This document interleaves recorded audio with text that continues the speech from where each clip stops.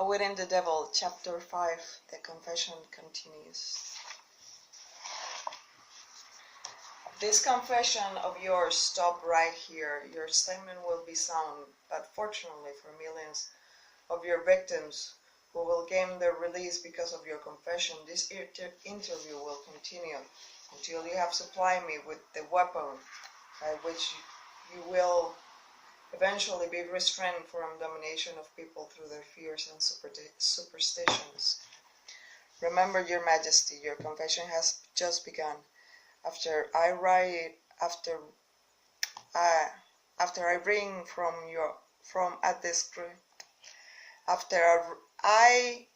bring from you a description of the methods by which you control people, I will force you to give the formula by which your control can be broken at will.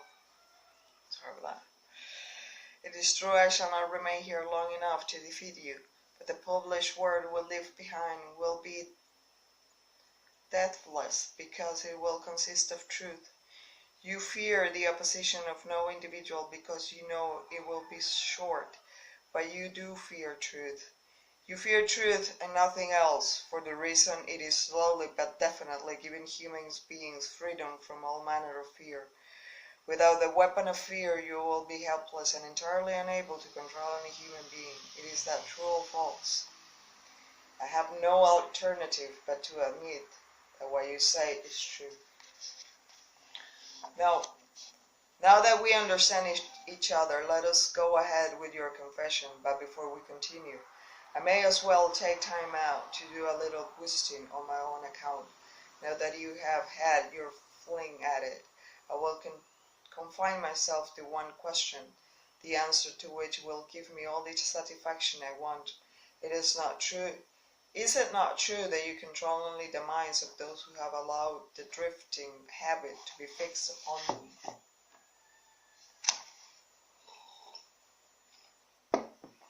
Yes, that is true. I have already admitted this truth in a dozen or more different ways.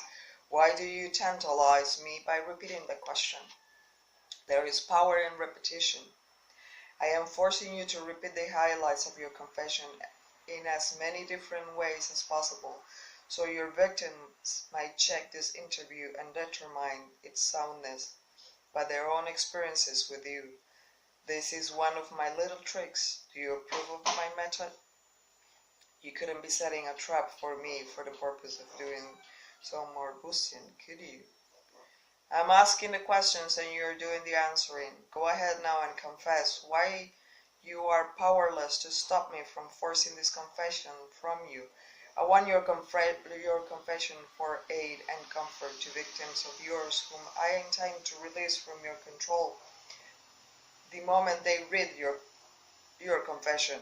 I am powerless to influence you or control you because you have found the secret approach to my kingdom. You know that I exist only in the minds of people who have fears. You know that I control only the drifters who neglect to use their own minds. You know that my hell is here on earth and not the world that comes after death. You know that also the drifters supply all the fire I use in my hell. You know that I am a principle or form of energy which expresses the negative side of matter and energy, and that I am not a person with a forked tongue and a spiked tail. I have become my master. You have become a master because you have mastered all your fears. Lastly, you know that you can release all my earthbound victims whom you contact, and this definite knowledge is the blow with which you will deal me the greatest damage. I cannot control you because you have discovered your own mind and you have taken charge of it. There now, Mr. Earthbound, that confession shall feed your vanity to the bursting point. That last art was unnecessary. Knowledge of sword I have used to master you does not contaminate itself with vulgar indulgence in vanity.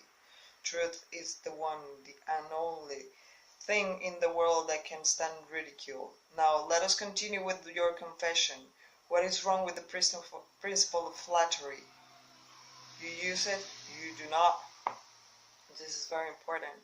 Truth is the one and only thing in the world that can stand ridicule.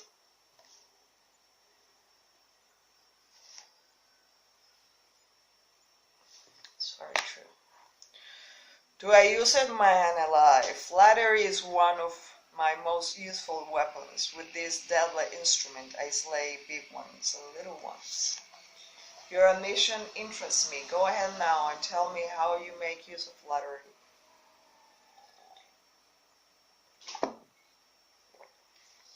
I make use of it in so many ways it is difficult to know where to begin. I warn you before I answer in detail that publishing my answers will bring you down an avalanche of ridicule on your head for bringing up the question. I'll take that responsibility. Proceed. Well, I am as well here admit that you have stumbled onto the major secret of how I convert people to the habit of drifting. That is a startling admission. Go ahead with your confession and stick strictly to this subject of flattery. No more sad remarks and no more facetiousness. Facetiousness for the present. Facetiousness.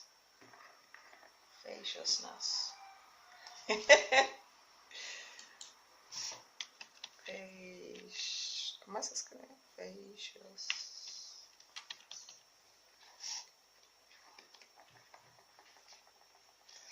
Flattery is a bait of incomparable value to all who wish to gain control over others.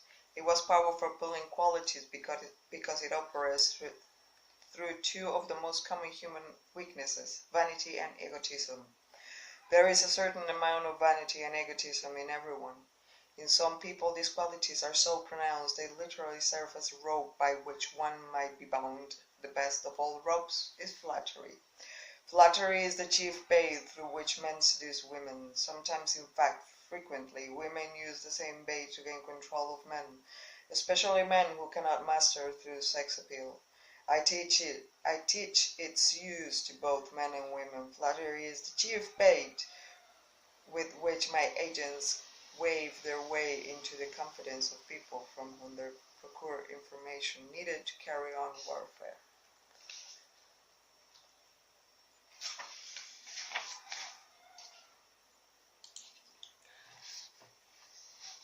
Wherever anyone stops to feed his vanity on flattery, I move in and begin to build another drifter. Non-drifters are not easy flattered. I inspire people to use flattery in every human relationship where it is possible because those who are influenced by it become easy victims of the drifting habit.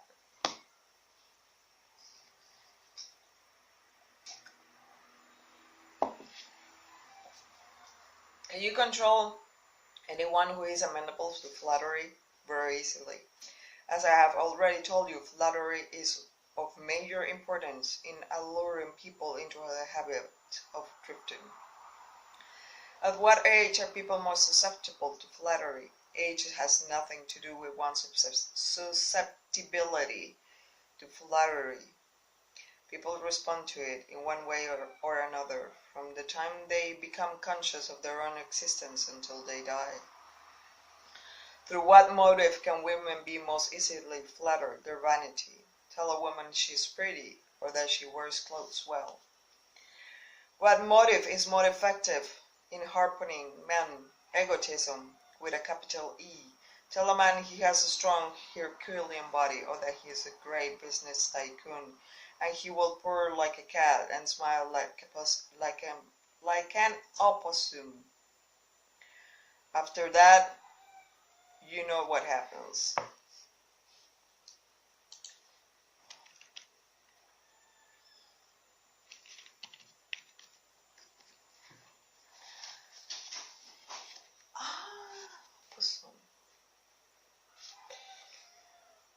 Are all men like that? Oh no, 2 out of every 100 have their egotism so thoroughly under control that even an expert flatterer couldn't get under their skins with a double-edged butcher knife. How does a cunning woman apply her art of flattery in attractive men? Great heavens, man Do I have to draw a picture of her method for you? Have you no imagination? Oh yes, I have imagination enough, Your Majesty, but I'm thinking of the poor dupes of the world who need to understand the exact technique with which they might be flattered into the habit of drifting. Go on and tell us how women can harpoon rich and presumably smart men.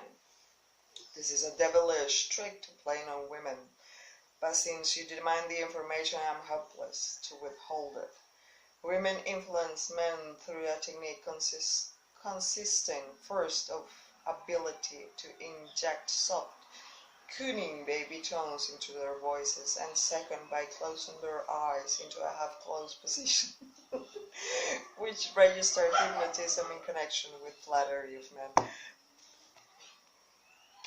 I am sure there are few women agitated by this. In fact, I was at first. Roll your eyes and keep going. There is truth here.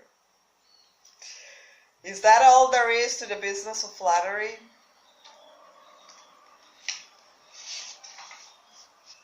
No. That is only the technique. Then comes the motive a woman uses as a lure. The type of woman you perhaps have in mind never sells a man herself or anything she can give him. Instead, she sells him his own egotism. Is that all that women use when they wish to flatter men? That is the most effective thing they use. It works when sex appeal fails. So I am to believe that big, strong, smart men can be wound up and manipulated through flattery just as if they were so much putty.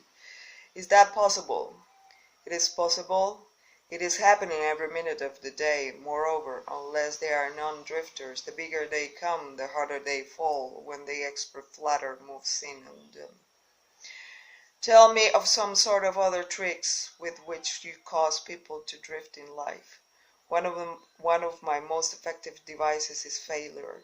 The majority of people begin to drift as soon as they meet with opposition, and not one of 10,000 will keep on trying after failing 2 or 3 times.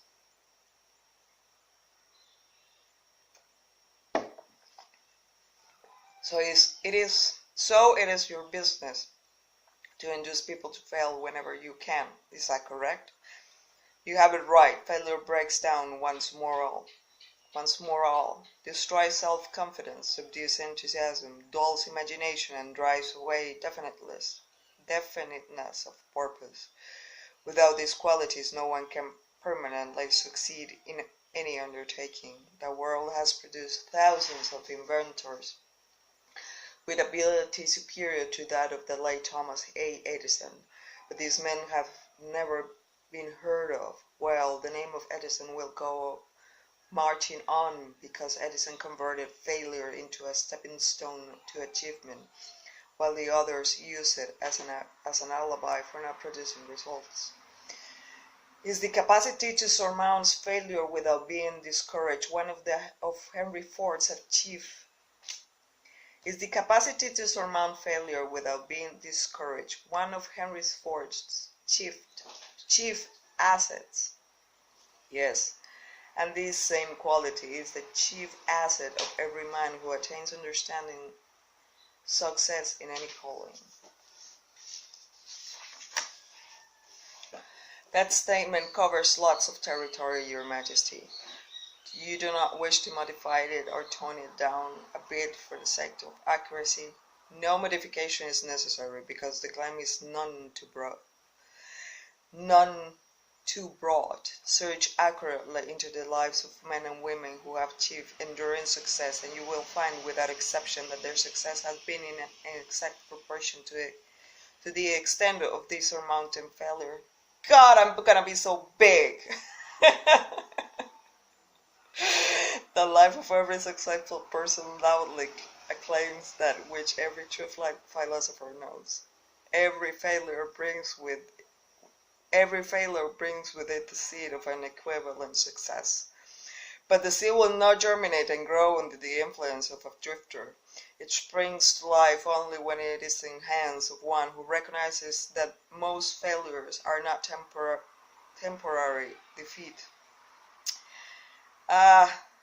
It springs to life only when it's in hands of one who recognizes that most failures are only temporary defeat, and who never, under any circumstances, accepts defeat as an excuse for drifting.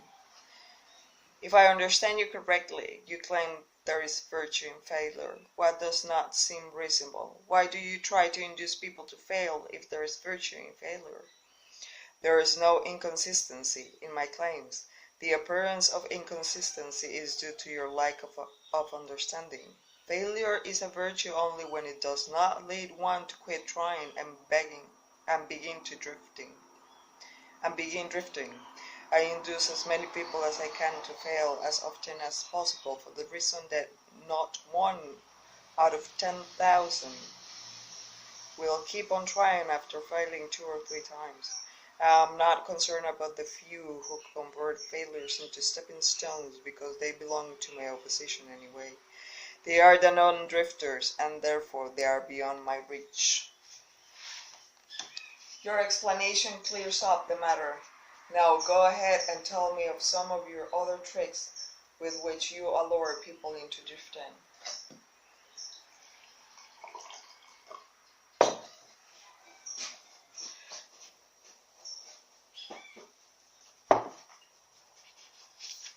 One of my most effective tricks is known to you as propaganda. This is the instrument of greatest value to me in setting people to murdering one another under the guise of war. The cleverness of this trick consists mainly of this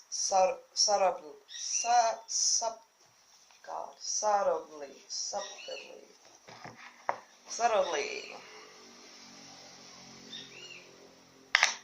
with which I use it. I mix propaganda with the news of the world. I have it taught in public and private schools.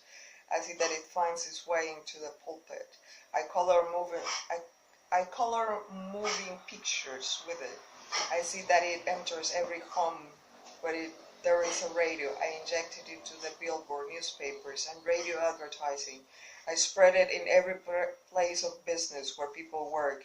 I use it to fill the divorce courts and make it to serve to destroy business and industry. It is my chief instrument for starting runs on banks. My propagandists cover the world so thoroughly. Kind of problem with that word still. So thoroughly that I can start epidemics of disease, turn loose the dogs of war, and throw businesses into a panic at will.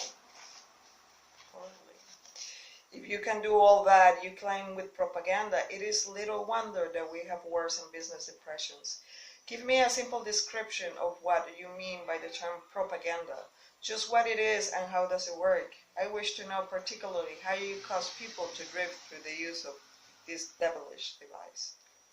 Propaganda is any device, plan or method by which people can be influenced without knowing that they are being influenced or the source of the influence. Propaganda is used in business for the purpose of discouraging competition. Employers use it to gain advantage over their employees. The employees retaliate by using it to gain advantage over their employers. In fact, it is used so universally and through such a smooth and beautiful streamlined technique that it looks harmless even when it is detected.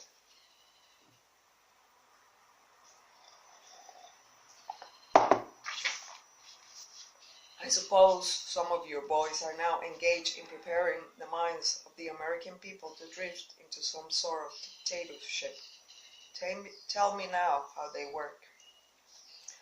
Yes, millions of my boys are preparing Americans to become Hitlerized. My best boys are working through politics and labor organization. We intend to take over the country with ballots and stuff instead of bullets. Americans are so sensitive they will never stand the shock of seeing their form of government change with aid of machine guns and tank cars.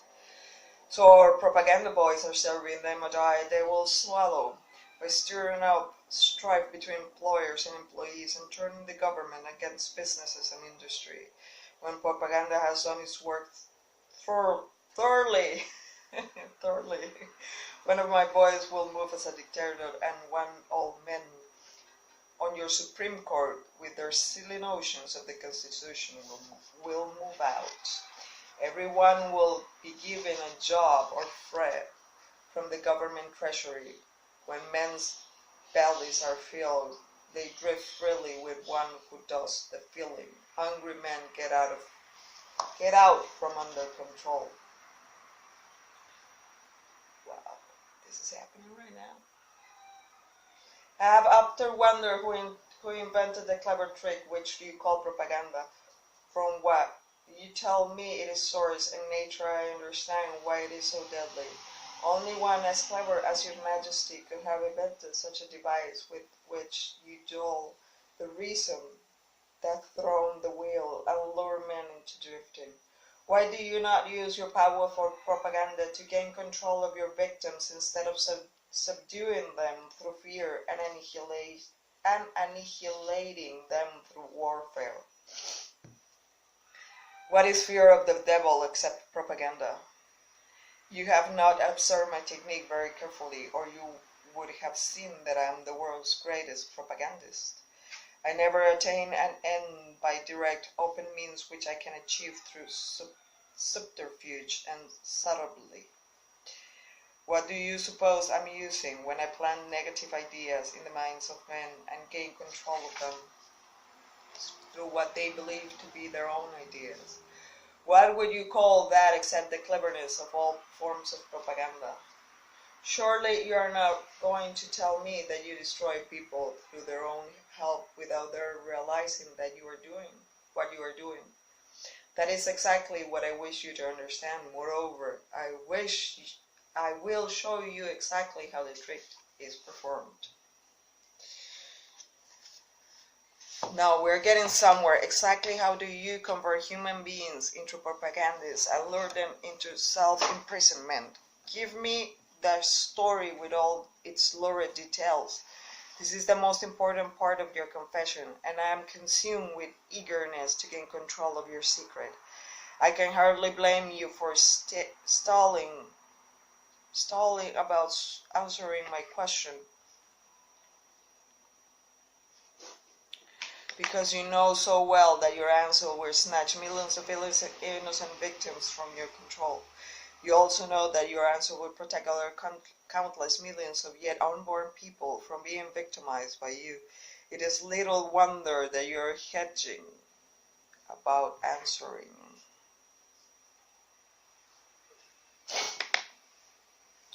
Your deductions are correct. This is part of my confession will do me more damage than all the remainder of it.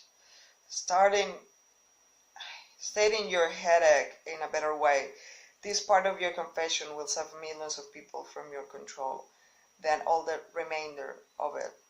All I can say is that you have me in a hell of a situation. Now you shall know how millions of your victims feel. Let's have it. I make my first entry into an individual's mind by bribing him. What do you use as a bribe? I use many things, all of them pleasant things the individuals covets. I use the same sort of bribes that individuals use when they bribe one another. That is, I use for bribes the things people most want. That my best bribes are these: love, the thirst for sex expression, covetousness,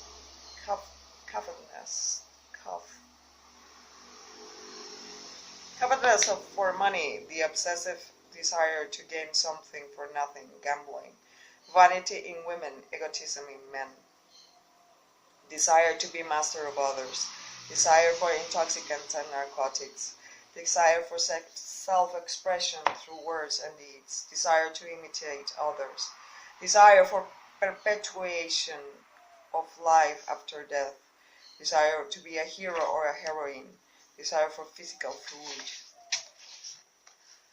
That is an impossible list of bribes, Your Majesty. Do you use others? Yes, plenty of them, but these are my favorites. Through some combination of them I can enter the mind of any human being at will, at any age from birth until death. You mean that these bribes are the keys with which you can silently unlock the door to any mind you choose? That is exactly what I mean, and I can do it too. What happens when you enter the mind of a person who is not yet in the habit of drifting but belongs in the 98% class of as a potential drifter? I go to work immediately to occupy as much of that person's mind as I can master. If the individual's greatest weakness is the desire for money, I begin to dangle coins before him, figuratively speaking. I intensify his desire and induce him to go after money. When he gets near it, I snatch it away from him. This is an old trick of mine. After the trick has been repeated a few times, the poor fellow gives in and quits. Then I take over a little more space in his mind and fill it with the fear of poverty. This is one of my best mind fillers. Yes, I admit your method is very clever, but what happens if the victim fools you and gets his hand on a lot of money? You don't fill his mind with fear of poverty then, do you? No, I don't.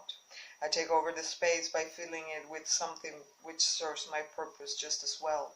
If my victim covers his desire for money into large sums, I start overfeeding him with the things he can buy with it. For example, I cause him to stuff himself with rich foods. This slows down his thinking capacity, endangers his heart, and starts him on the road to drifting.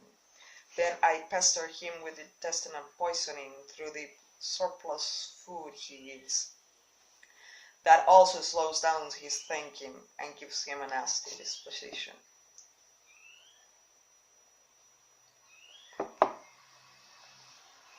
What if the victim is not a glutton? What other follies can you induce him to pick up that lead to drifting? If the victim is a male, I can use to snare him through his sex appetite. Overindulgence in sex starts more men to drifting toward failure than other causes combined. So food and sex are two of your surefire baits. Is that correct? Yes, with these two lures, I can take over a majority of my victims, and then there is the desire for money. I'm beginning to think that wealth is more dangerous than poverty, if your story is so to be believed. That altogether depends upon who has the wealth and how it was acquired. What has the manner in which the money is acquired to do with its being a blessing or a curse? Everything. If you don't believe me, take a look to those who acquire a large amount of money quickly without time to get wisdom along with it, and observe how they use it. Indeed. Why do you suppose rich men's sons seldom equal the achievement of their fathers? I'll tell you why. It is because they have been deprived of the self-discipline which comes from being forced to work. Look in the records of moving picture stars or athletes who suddenly find themselves in possession of big money and hero worshipping and praise from the public. Observe how quickly I move in and take them over in many cases, mainly through sex, gambling, food, and liquor. With this I catch and control the biggest and the best of people as soon as they get their hands on big money. What about those who acquire money slowly by rendering some form of useful service? And are they easily snored too? Oh, I get them all right, but I generally have to change my bait. Some of them want one thing and the others want something else. Where my purpose is best observed, I see to it that they get what they want most, but I manage to grab in the package something that they don't want. The thing I give them is the definite thing that makes them drifters. Do you see how I work? It's like, I just want to say thank you. Nobody's watching this anyway, so who cares? This is like the Buddha said, no desire. So because he's saying here that basically the devil just catches you with whatever desire you got. So it comes to Buddha, have no desire, you have no problem. I have no desire is having a desire in itself. This is a very hard game to play, a human game. And very clever work it is. You lure people on through their natural desires, but you slip your deadly poison into the object of those desires whenever you can. Now you're catching on. You see, I play both ends against the middle, so to speak. From all you say, I infer that you cannot induce an undrifter to help you gain control of his mind by baiting him with your bribes. Is that correct? That is exactly correct. I can, and I do, interest non-drifters in my bribes because I use the purpose of bribery, the things all people naturally desire. But the non-drifter resembles a fish that steals the bait from your hook but refuses to take the hook. That non-drifter takes from life whatever he wants, but he takes it on his own terms. The drifter takes whatever he can get, but he takes what he gets on my terms. Starting the matter in another way, the non-drifter borrows money from a legitimate banker if he wants it and pays a legitimate rate of interest. The drifter goes to a pawn shop, hawks his watch, and pays a suicidal rate of interest for his loan. So I draw from your claims the conclusion that your hand is mixed up with somehow in all people's troubles and miseries, even though your presence may not be visible. My unwilling workers are often my best workers, you see. My unwilling workers are those whom I cannot control with some combination of bribes, people whom I have mastered by fear or through some form of misfortune. They do not wish to serve me, but they cannot avoid it because they are eternally bound to me by the habit of drifting. Now I'm beginning to better understand your technique, your bribe. You bribe your victims through their natural desires and lead them astray while you induce them to become drifters if they respond to your lure. If they refuse to respond, you plant the seed of fear in their minds or trap them through some form of misfortune. A hog tie them while they are down. Is that your method? That is exactly the way I work. Clever, don't you think? Which do you prefer to serve as your propagandist, the young or the old? The young, of course. They can be influenced the most, bribes more easily than They can be influenced by most bribes more easily than people of mature judgment. Moreover, they have longer to remain in my service. Your Majesty has given me a clear description of drifting. Tell me what must be done to ensure against the habit of drifting. I want a complete formula that anyone can use. Protection against drifting lies within easy reach of every human being who has a normal body and a sound mind.